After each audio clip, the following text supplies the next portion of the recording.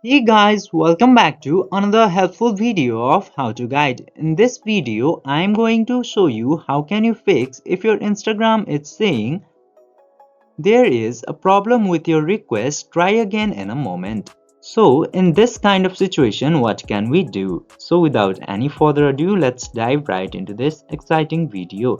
Now in order to solve this issue, I'm going to show you some couple of solutions in this video. The first one is to log in your Instagram account into your web browser if your application is not working properly.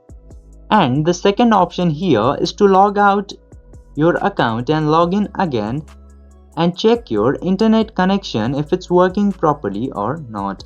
And last but not least, just simply open any of your web browser and into there open this site of downdetector.com and into here just simply select Instagram or search for Instagram into here, and after coming to this site you can see if the other peoples are also having the similar problem that you are having or not.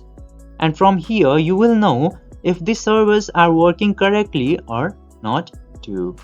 And if the service or Instagram is not working properly, you should wait for some minutes and try again after this server issue is resolved. I hope this video was helpful for you. If yes, don't forget to like, share and subscribe to the channel to never miss another update. Thank you for watching the video.